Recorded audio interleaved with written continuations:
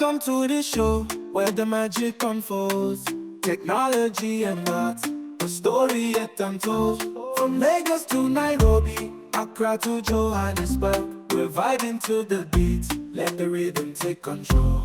Oh, tech and art come together, we breaking new ground. Welcome back to another episode of the Tech Arts and Soul podcast.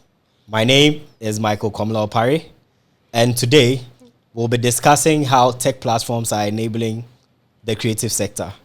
I'm doing this with Brian, Kojo Ayitey, and Spiky.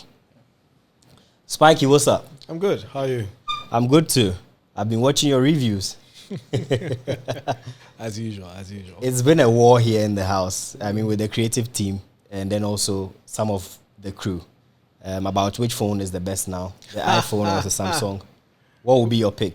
I don't need to say, do I? Oh, you have a Samsung I'm already branded. So I don't need to say. Although, I mean, it'll be fairer if we were comparing them on a certain scale. What are we comparing? Because I believe everyone has what they use their device for primarily. No, you're being political. As supposed to be. But I mean, the best is always the best. Ain't nobody had said twice. Well, you're welcome to the Tech Arts and Soul Thank you. podcast. Kojo, what's up with you? Great, I'm fine. Great, you're welcome. How's your day been? My day has been great. Heat wave, are you feeling it? Or you're cold? Just a bit of cold, but we'll get there. Okay. Brian, what they happen? Well, how's your day been? It's been good, yeah. Great. I'm looking forward to an amazing conversation. What are your expectations for today? Well, I'm here to learn from both Spiky and Kojo because they are on both sides. One has a lot of knowledge on the platforms, and the other actually use the platforms for its creative work. So I'm here to learn and ask them a lot of questions. So I think it will be a great time. Okay. Spiky, you mind telling us a little bit about what you do?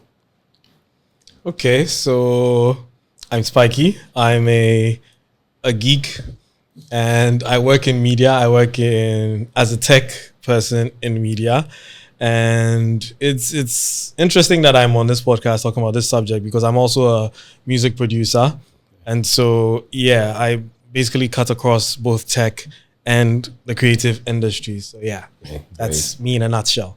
Amazing. Paul? Yeah, so for me, I work within the music and tech industry essentially. I do come spear corporate strategy, business strategy, understanding how platforms can leverage subscribers and also can leverage content in order to monetize content for content owners essentially. So yeah. All right. What platforms are creatives using most? You are conversant with platforms. What are creators using most? Oh, okay. So I think with the advent of internet within the last probably decade, especially coming down to Africa, I think the key thing has been young people finding a means of maybe generating income, essentially with platforms. And so it is the platforms that are actually providing like a source of revenue that most of these creators are actually on. So you look at platforms like TikTok, platform like Boomplay, platform like other platforms where like they can really make use of their talent and then in return they can get something. So what I've noticed is that most of the creators are moving towards platform that can actually get them some form of income. So that's where they are mainly like focused. Okay, Spiky, you mentioned that you're a music producer. What are some of the platforms that you have used or you have experienced, and why did you choose to engage on those platforms? So every social media to grow the audience, primarily because without the audience, I don't have a craft. Somebody has to appreciate the craft and then I can make revenue. So every social media, and then the platform where I can advertise the craft would be either YouTube, SoundCloud, Spotify. Because it's music, I use a distributor, so it goes to every single streaming platform and social media platform. And at the end of the day, it's basically put it everywhere to get in everyone's face. I'm trying, if a new platform comes today, I'm there because just so that I would reach a wider audience. And like Kojo said, it's to get basically revenue. So I mean I can't be doing this and not making money. That's my mom will say, "Oh, you sue me electricity. You're using my electricity. You've got to pay for it." When I was younger, that's what she used to say. So it's got to pay. And for me, I've seen that most of my revenue comes from YouTube and Spotify. Okay. Yeah. Okay. So your choice of platform is informed by how much you're going to make there, or mainly because that is where your audience resides? So for me, it's more about the audience first than the revenue because I have other things doing. But for those that I know are doing this as their bread and butter, it's more where the revenue is coming from. That's where they put more effort so they can get money. Okay. That's for those I know. But for me, it's like a side gig. So I want more audience because then I'm getting feedback. Okay. And if I make money, yay. Okay. Kojo, are you able to share a personal experience where you know an artist or a creator who has used this platform from when they started their act to when they blew? Oh, okay. Okay, so like maybe the personal experience will be because I work with Play. Okay. And so for instance, we always tell the story of Black Sheriff. Okay. For instance, Black Sheriff was on our platform for a while, and then we noticed that like there were spikes in his numbers essentially whenever he put out content. But then you know, like every platform and how they operate essentially. So it is the platform that perhaps may actually even guide the artist or the artist team as to exactly how to optimize the content on that platform.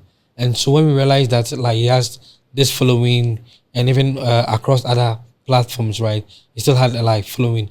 So we reached out to him and we brought him to the office to actually explain to him how best he could leverage the Boomplay platform.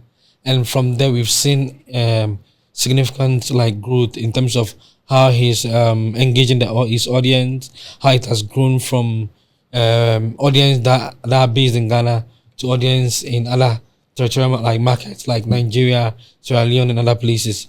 And so he will be like one of like the key people to actually use as an example of how he started understanding the platform and then leveraging the tools that are available on the platform for his benefits. Yeah.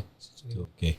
And is this you talk about the following a lot. Is this following directly proportional to the revenue these artists are making? I'd want you to take that, and also I'll hear from Spiky. Is it directly proportional? So the more followers you have, the more your revenue is growing? Not necessarily. It plays a part. The reason being that the more followers you have, the likelihood of you getting the content to them. There's a huge probability of them seeing the content or them having the content. But the key thing is that is the work, the strategies you put in order to get to the audience. You get it? It's the work that you do to get the audience to listen. Because anyone can just distribute music to any of the platforms. You know, people say it, yeah, I've distributed the music, my music is available on all platforms. But what exactly are you doing with the audience or the subscribers that are on those platforms? How are you getting them to prioritize your music over another person? And so it's the work that you actually do. You can have huge following, but if you're not putting in the strategies, the marketing, to target this audience, then in the end, you're not getting whatever like is due you essentially. Interesting. Spiky, how are you leveraging these platforms to network with your audience? Because I feel that creating is more of a community first model. How are you building your community with these platforms? I mean, when I look at these platforms, I'm happy that I was born in an era that they exist. Because I look back in the days of Amachidede and the rest, I wonder, where were they getting the analytics? How would you know who's listening to you, where they are? How do they know that if I go and play a show in Hamburg, I'll get people to come, But thankfully, with all these platforms, you're able to see who's interacting with you, who's listening, how long they listen, where they skipped, which songs they skipped, And that informs maybe your next release. What genre do people prefer from you? Which demographic prefers that genre? And taking all that data, crunching it, and making informed decisions from it can easily translate into better, growth. So take, for instance, I drop an album, maybe 30 songs. And out of the 30 songs, 3 songs a lot of people are listening to. And I can tell from that genre that, okay, this is a preferred genre that they like. So maybe I should drop an album with this style of music and see what happens. I did something similar. So I just put something on my Twitter. I was like, I was making remixes of any sound that I find online. So maybe a meme, a video that somebody just puts out there. I take it, and if it's a good rhythm, I make a video out of it and I put it out there. And I noticed that for all the 10 years that I was making beats, people weren't jamming to my stuff like the nonsense that quote unquote I was doing.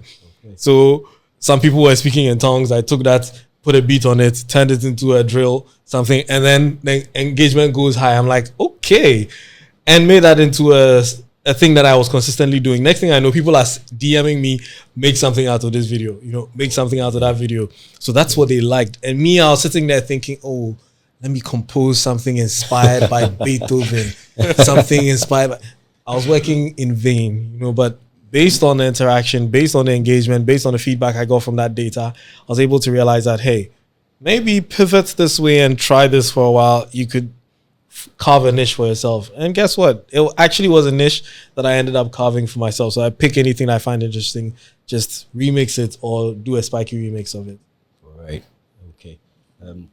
Kojo, the analytics on his end looks very fine for him in terms of making revenue. But for you, as someone who has a background in the platforms, how are you utilizing these analytics from the various artists that are on your platforms? Okay, so like you said, like data is very important to all the platforms. Is the key identifier between like one platform and another platform, because it helps in your decision making, essentially. So, for instance, every platform, what they want is that they want the best of content, or they want all the enough content, essentially. Because if I have all the content in this world, I can keep my subscribers.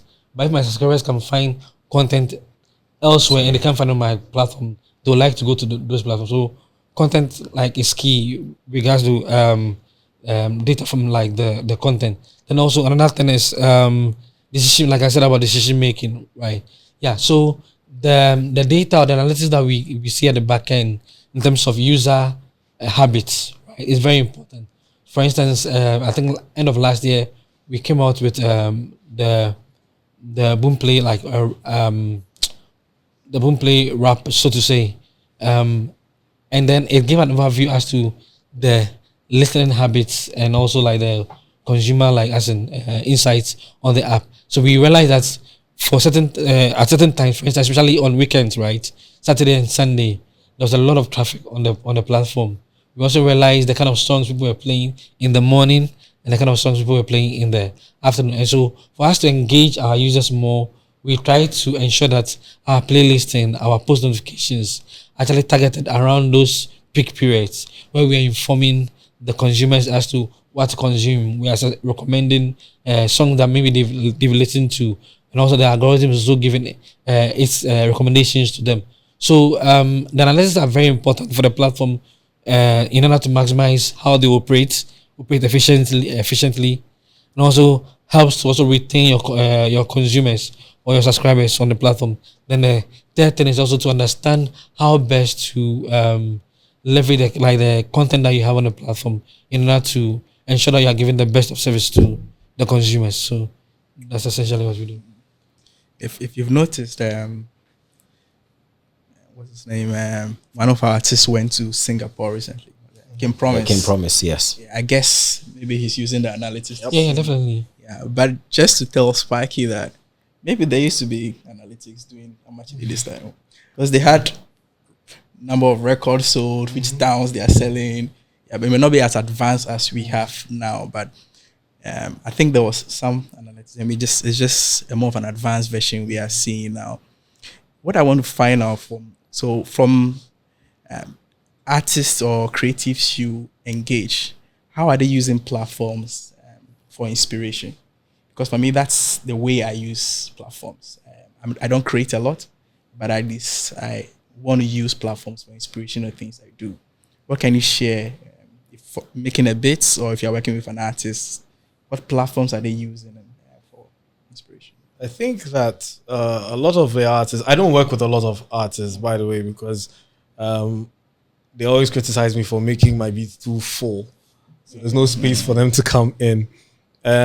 Most of the time, the main inspiration I've been around gets from is what is really trending.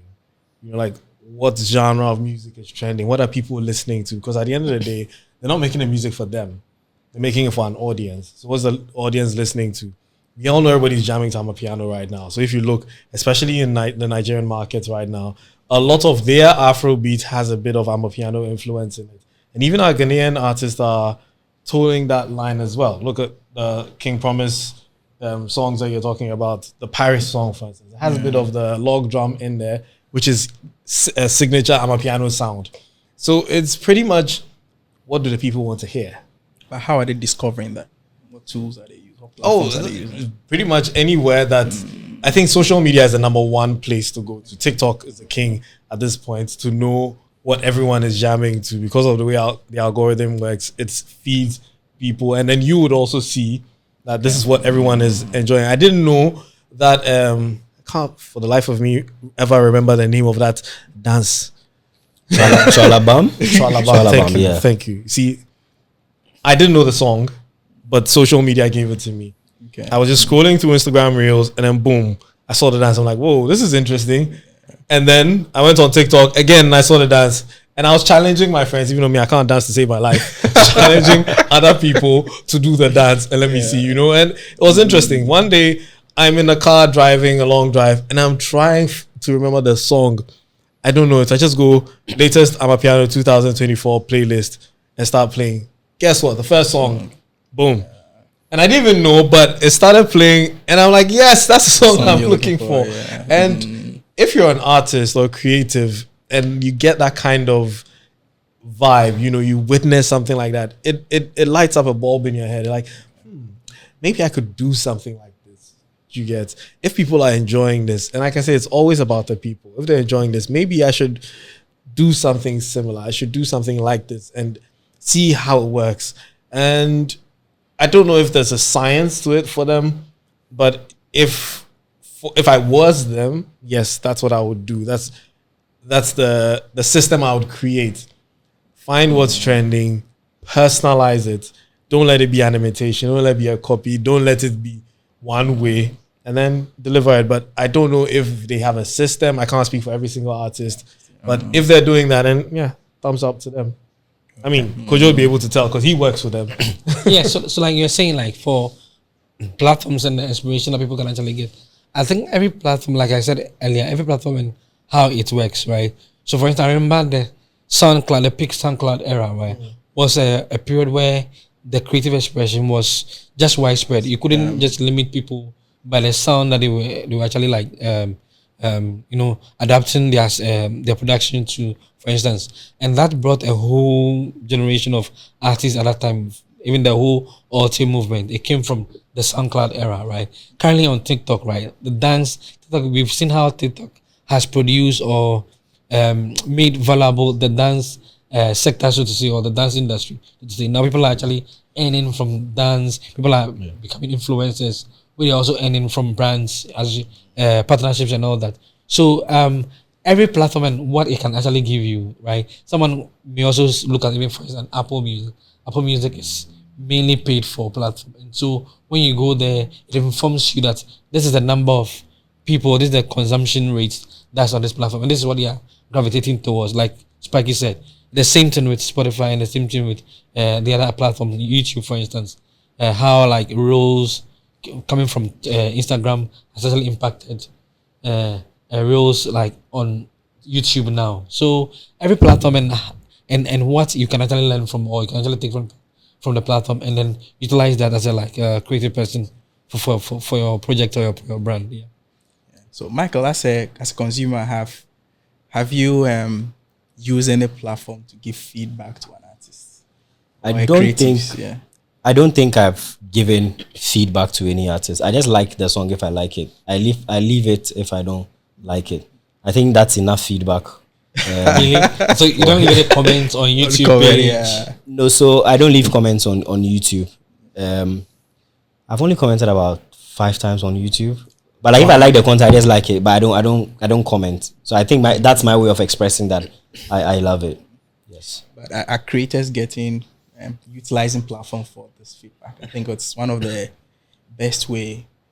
That's the advantage digital gives us now. Exactly. What's That happening. immediate response to, I mean, it's like a dopamine hit. If you put content out there and then you go to sleep, you wake up and boom, you've got 10,000, 20,000 interactions with it. You're excited. And then you put it there and then you refresh +1, refresh +1, refresh +1. And it tells you something, you know. At that point, you're like, Charlie, and fuck, it's not working, you know. I need to do something to it. So then, if you believe strongly in it, then it advises you on what to do about that content. Should I put money behind it? Should I promote it some more? Maybe I'm targeting the wrong audience. Then you go into your data and then you check, okay, so I know there's an instance where I put out something and I thought the target market was a certain demographic. And later on, I found out that it was appealing to a totally different demographic. Yeah. So then I had to change the targets and start targeting the people who were then coming to it. Meanwhile, here I was thinking, oh, this Ghanaian people are going to enjoy this. Then I look at the graphs and USA is all the way up. And Ghana is like, what, 10? You know, so even the caption I gave it was natively Ghanaian. It was something that only Ghanaians could relate to or would get. But then my audience is coming from the US. So I had to go and change. Okay, let me remove the pigeon and the tree from inside. Let me make it more English. Throw it out there again. It's been 5 years since I put out that content. And every month I'm getting about 1,000 people interacting with that same thing. So yes, if you don't take that feedback seriously, it will affect you. It's good to always go back and see how it's performing, where the audience is coming from, why they're checking it out. And understand that stuff, you know. Maybe you can't do it yourself, but you can hire someone to, you know, break down the data and then tell you, hey, this is what it means, that's what it means. I mean, data is the new gold, so. Yeah.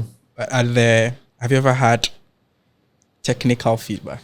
Not just audience liking it, but you produce beats, so somebody says, no, maybe the snare should be here or not there or something. You know? From the creator community.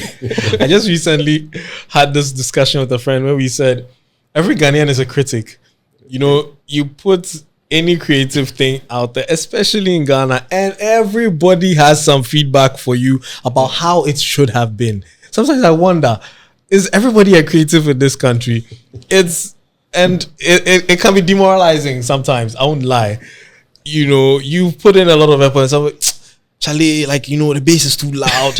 And I'm wondering, do you know which bass you're talking about? But I'll take your feedback. But you see, feedback is good, regardless of whether it's just people wanting to be heard or somebody just feeling like, yeah, they know, you know it all. I'll take it regardless. Don't get emotional. Don't let it hurt you. But sometimes it can hurt. I mean, the artists, they're trying.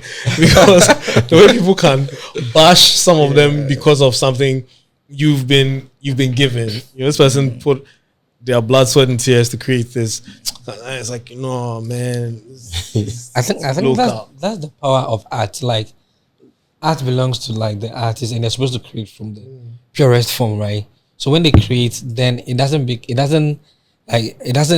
become theirs anymore. It is for the interpretation of the audience, essentially. So I think feedback is good. It is what you do with the feedback that's important, essentially. And so, yeah, sometimes you have to just not actually be paying attention to certain things. Someone somewhere will just point you here, and then it clicks.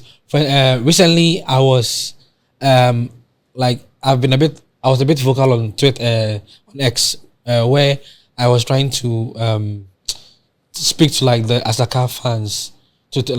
I noticed that like these guys are very talented and very creative, but what I've realized with their sound across the years is that they've not been paying critical attention to the mixing and mastering of their songs very well, and so there's a lot of like huge drop when you play a certain record and you play there's this huge drop in terms of the sound, the volume, and all that. Yeah. So I was trying to tell them that it's important they pay attention also because one, at the international markets, it is some of these things that speaks open doors for you. No one is there to actually carry you along, right? But if your music is of the top quality, right? It works you in certain rooms. So it's very important because someone, a festival promoter, will not just put you on a festival just because you are talented. No, it's what you can actually deliver. The experience you can actually deliver, and what's the experience you deliver is the music that you have. So if the music is not good enough, there's no way they can put you on the platform. Also, even for radio, right? Even foreign like radio, when people submit songs to radio, quality is the first thing they check out for. Don't check out for anything now. Quality. If you meet the quality, and by extension, the song is also liked by people, audience, or even the radio shows, or then that's it. So I think feedback is important, but it's very important what you do with the feedback. Because sometimes you may think like you may need the bad or the worst feedback in order for you to go back and do things right. Recently, there was this song "Fly Girl" by Beast Trap. Yeah. And when I listened to it, I realized the mixing and mastering was not good. But when they put Jackie on the song, I realized the mixing and mastering is actually up. So he told me that perhaps Jackie takes particular attention to her mix and mastering. You get it at hand. So Is it also a case of the revenue available? yeah, but I think that see the music thing, the creative thing is that excellence speaks for you. So if you're not prioritizing excellence, I don't know what you're actually doing. Yeah. Excellence will speak for you. So if you're not prioritizing excellence, you need to put your best foot forward any and every time. Yeah, people only forgive you for a certain period. Yeah. You know, yeah, okay, this is first record. Let's let it slide. Okay. Then you come and you consistently will not mix and master your song. I mean, there's one artist in Ghana who's very big that No names. No. I mean, I didn't say anything, but Before they come for us on the I didn't podcast. say anything. Okay. But you see, constantly, and the moment Kojo started talking, immediately that's where my mind went. I was like, oh, Charlie. Because like this is somebody who has good content, and the mix and the mastering could go far. But you see, sometimes I get artists who are in a hurry to put records out because they believe so much in the content that they think that the content is enough. The technical bits, leave that for the purists. Okay. But like Kojo is saying, I've had instances where even me, I listen to people's songs, I listen to my own, and my own is not punching. And I'll call my other fellow engineers, Charlie, what plug? I need it to punch, But yeah, some people, and I think it also has to do with complacency. I think I'm there. I don't need this. Okay. Revenue could play a part because paying some of the most expensive engineers to take your thing from here to there can cost you an arm and a leg. And if you don't have the means to do it, but now you have AI tools, bro. You can master your song in a click. Yeah, online. That's Online. Just upload your wave and click, and you've mastered it. So, although I'm not taking a job from the pros, No, Brian is nodding, so he's on your side. Brian is an AI warrior. The other conversation around the AI part is for the purists, the real creatives. They feel the human element is taken away. which is if true. you submit your song or your product, your creative product to an AI to either start it or end it for you. Yeah, what's your take on it? Does it take anything away from it? Oh, it does. Even I sometimes have imposter syndrome. I don't play any instruments, but then I'm here composing film music, right? And when I put it out there, I'm always so critical of myself because I know none of the instruments are real. They're all synthesized. And I feel like a purist who listens will be like, nah, that's not real violin. That's not real viola. That's not real cello. And so I find myself criticizing myself even before it goes out there. Now think about that person who feels like me, who's going to use an AI tool to begin or end the process. There are those who don't have any conscience who would even send it out as a whole AI produced song as theirs, right? And then there are those who just feel like it's not good enough because it wasn't me, it wasn't a human. There's no element of a real bassist on it. And for me, I think that we've gotten to a time where everything has been democratized, right? Okay. It's opening the avenue for a different style of creation. you don't have to. I mean, I'm one person who's benefited from technology in creating music. I love music. I can't play an instrument. I love art. I can't draw Kofi Salanga. I always say this thing. I can't even draw a heart. You know, like the heart that if I was going to send a Valentine note to somebody and I drew the hearts, they'll probably send me a letter back saying that they don't love me because I can't draw the heart. But with technology now, all I have to just click and I've drawn. Click and I've made music, right? And I've been a beneficiary of that. And I think that the evolution of this is where AI comes in.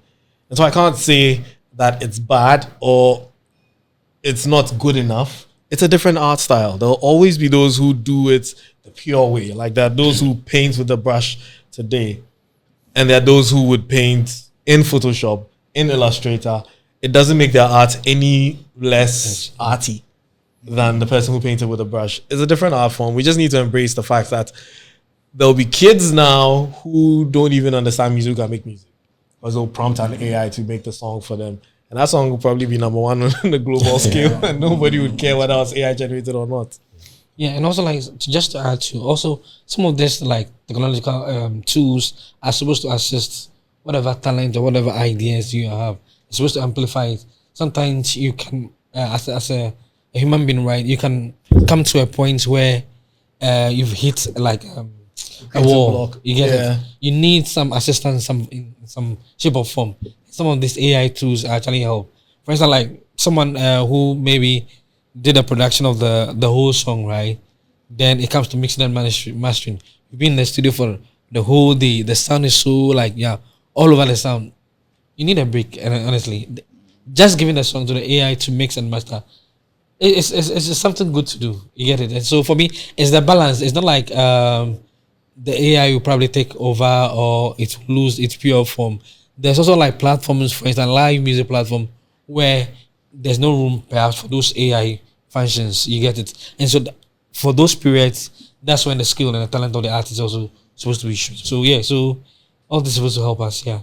Let me just add this. You know, when you ask ChatGPT a question, it can make a mistake. Yeah. If you don't understand the context and it makes that mistake, it hallucinates and gives you an answer that's not true, and you don't know anything, you go with it. Yeah. Same way, if a producer, a mastering engineer, if you're not a mastering engineer and you use AI to master and it does a terrible job and you don't know, you'll pass that thing out. Oh yeah, it's done mastering. But then for all you know, the 808 is blasting, going over the peak. You know, maybe some sound has dipped so far down like we can't even hear the vocals again or something. Do you get? So you still have to have that know-how, that knowledge, to just use AI as a tool to to basically make you more efficient and work faster. And like I said, I can totally relate. Your ear is tired. You know, you need a break. You're probably hearing the snare as loud, but it's nothing. It's just your stress that is amplifying that sound. So yeah, take a break and then let the AI help you. Come back, listen. Okay, yeah, this is good, but I think maybe this should go a bit higher. And then you add a bit of your human touch. So, you know, man in the middle part. Yeah. Interesting. I think that should be a good time to talk about copyright. Exactly. So I was coming to that. Who owns, now that AI is in the conversation, who owns the content? Who is getting the money for the content? Asking me, Kojo. You Spiky. Okay. And who owns the content now? So you use AI to produce the content. Now, is it the company providing you that AI platform that owns the content, or you are the one that owns it? See, intellectual property in itself, it's a very, very serious issue. And there's so many moving parts, so many gray areas that make it very difficult to know certain things. Let me just reference the Marvin Gaye and T.I. and Robin Thicke issue, where T.I. Robin Thicke were taken to court by the Marvin Gaye estate because the sound felt like, mind you, the words used, felt like Marvin Gaye's song. Okay. It wasn't sampled. It wasn't remixed. It felt like. And they won the case, and they had to pay millions of dollars in intellectual property damages. That aside, I had this discussion with an artist last night about how, so say I use AI to mimic an artist's voice, and I make a song. I don't claim that it's that artist's voice. I just say, hey, here's my song. And everybody goes like, wow, that sounds like artist A or artist B. Are you saying, and then, because it's AI, we all know it's AI. Yeah. Or I don't even declare it to be AI. So it's out there. The song is getting views, I'm making money. Then the artist who it sounds like comes to come and sue me for using his voice or allegedly his voice to make this. Hear me out. There's a possibility of somebody sounding like someone, right or wrong? Yeah. Right. If I came to sing and I sounded exactly like Chris Brown, can Chris Brown sue me for sounding like him? Now, you see, these are gray areas I'm talking about. Yeah. Unless the person does declare that this was generated by AI, then you have a right to say that, okay, you have to pay me royalties for using my voice to create that sample. Okay. Because obviously that's what it is. You sampled my voice to train your AI. But in the case where the person hasn't declared, and I can claim that this person just sounds like Chris Brown, then I have to prove in court that the person does sound like Chris Brown. That's if the person comes to sue me. Okay. Has the guts. Because if they do come sue me and I'm able to produce somebody who does sound like Chris Brown, makes the case more interesting. Yeah. You see? So, the lawyers have a big issue coming on their hands. And at this point in my life, I'm thankful I'm not a lawyer. I'm thankful I don't work in the legal or the policy making industry for anything AI or AI related to creativity. They should do their thing. It's going to be, because there's a lot of confusion that's going to come from this.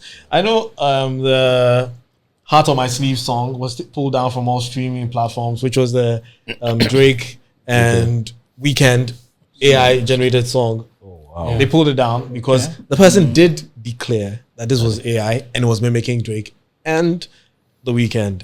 So good. Just recently I saw on YouTube, LinkedIn singing Gautier, somebody that I used to know. AI generated. I mean, yeah, LinkedIn's lead singer is in his grave right now, but his voice lives on.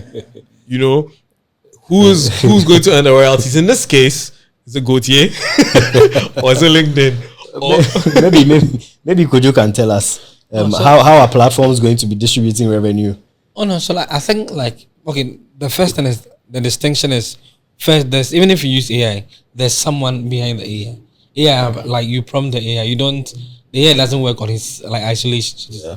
And so the method that someone is behind the AI means that person is contributing some form of intellectual property. You get it. And so, like you said, once you declare, then it becomes that it's the creators, the owners, right? The people who create, the people who came up with the ideas, essentially. So they'll be at the back end. Then again, to the I think the whole issue now also will be the likeness. How likeness is defined, because we've had times where likeness, mainly in music, is attributed to image rights and all that, right? But now people's vocal likeness, people's tone likeness is now going to be a big issue. And so for me, the key is the key is for the right laws and the right regulation to be put in place. Already, most of the DSPs are very, very worried about content coming to the platform because copyright issues are big issues. So you don't want just anyone just putting any content on your platform just because they have the ability to, or they have the tools in order to create. No, you are very, very mindful as to who owns the content, who and who and the royalties are supposed to. Because again, you also know that someone can also mimic someone's voice, distribute the content, and then the person is getting money for it. You get it. And so these are some of the gray areas, or this is some of the concerns of most of the platforms, and they are very, very worried about the development, and they are putting things in place. For instance, I know there's certain algorithm also, if for instance on a Boomplay platform, when it hits certain, for instance, even for stream farming, for instance, the algorithm has certain criteria it looks out for. Once it sees those things click, it takes down the content. Wow. You get it. So we will get there. I'm sure it's not the things are becoming broader, but the legislators, you trust them, they also be putting their minds together to in order to just have a fair balance for the industry in terms of what can be done or what can be used in terms of AI tools and what the original owners of content should be. Yeah. You know, the challenge we have in our part of the world is that those who are going to either develop the policy or or the law have very little understanding of how this whole thing works. So I think it's very important for both the artists and those who manage a platform to be engaged in the policy making space. Not say, hey, for me, I only rap, I only create beats, I'm not interested in policy. Policy is really, really become very important now. We must get more involved. But I mean, riding on that, monetization on the platforms. Now let's assume the right issues have been sorted out. Are platforms giving fair compensation to artists or creators on this platform?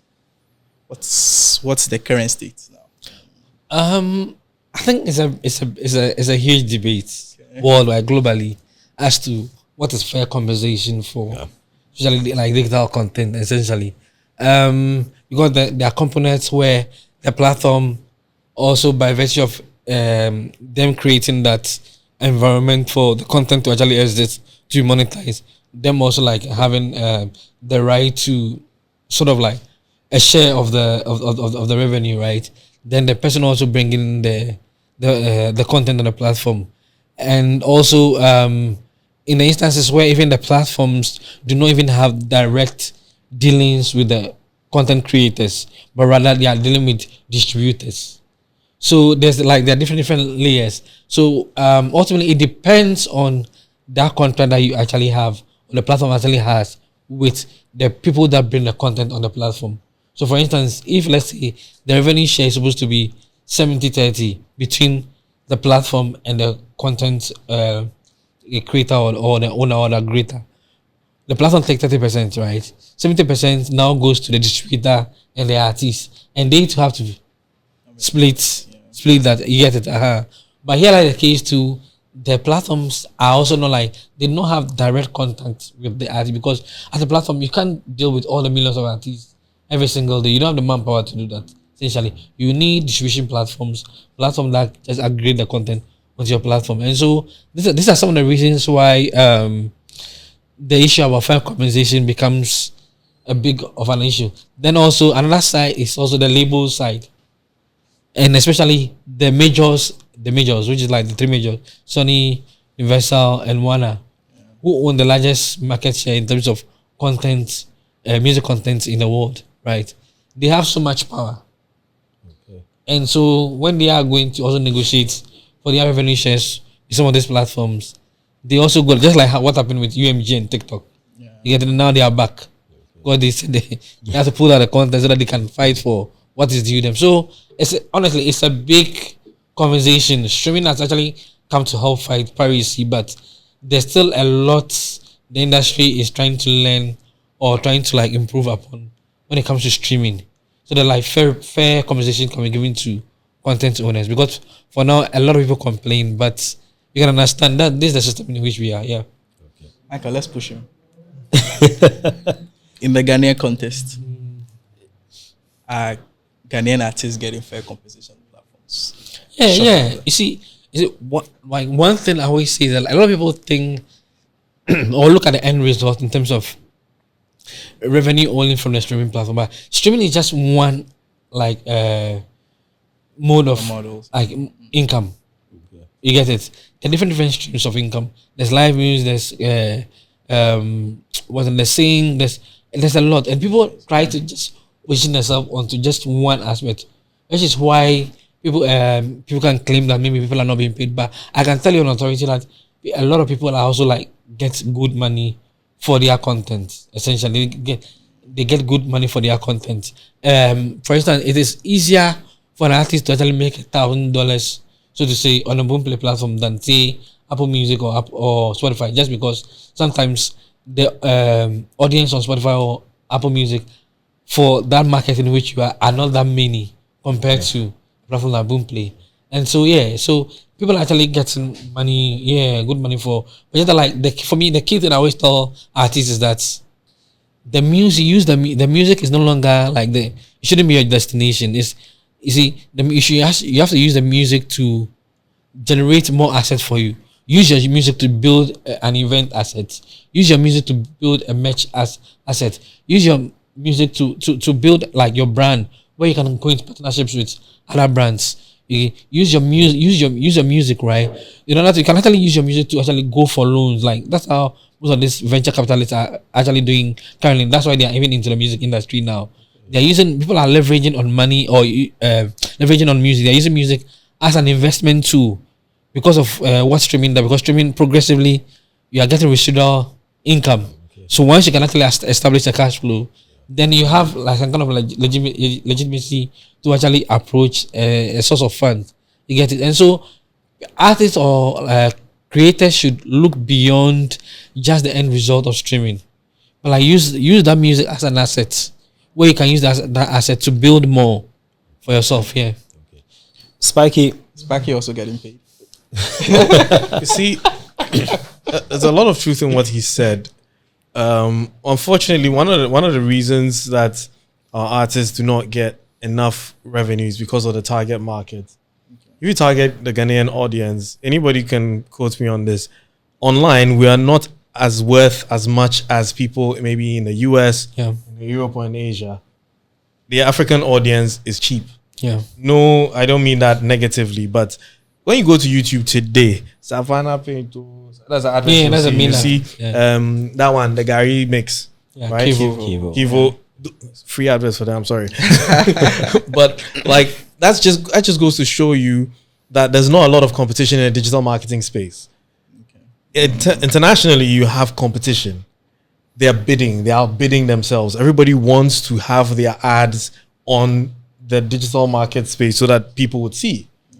But you are targeting a market where the competition is just 3, and it's basically that same revenue that's going to be split across you and every content creator on that platform. Obviously, it's not going to be enough. But if there's a lot more audience on the platform, there are a lot of more businesses on these platforms competing with each other, trying to outbid each other to increase the revenue, then there's a lot more money in the pool to be distributed across all of us. Now that you know that Ghana is not really that lucrative, you should be looking at pushing your Western, audience to grow. Go into your analytics. See, I did this for one of the companies I was working for. We just increased our US audience by 2%, and we doubled our income on YouTube. Like, it's not rocket science, it's not magic. It's just what it is. So rather than complaining that the platforms are not paying us, understand how it works.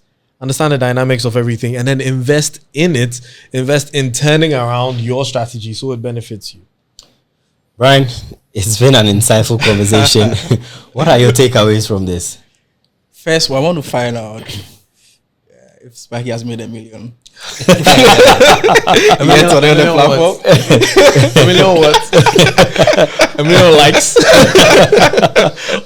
No, but I think my key takeaways is that platforms are indeed enabling artists in various ways, from giving them a market to getting them feedback to giving them more exposure for the work they're doing, which is great. I also see that there's some gray areas on how platforms, especially those are integrated with AI, if you use them to create, there's that gray area of who owns it and what's to do with share of the revenue. And I think the last key learning for me is that artists or creators should think beyond just the platform fees and think of their product as an asset that they can do a lot of other things. If I really like the venture model, and I think I would follow up on Kojo to understand it a bit more after. Great. My takeaway has been that artists should invest more in their crafts and also pay attention to what is working and the analytics on the back end. It's been another exciting episode of the Tech Arts and Soul podcast. I have done this with Brian, Kojo Ayitey, and Spiky. Subscribe, leave us a review, share with your friends. We'll come back again with another episode. Stick and stay. Thank you very much. Bye-bye.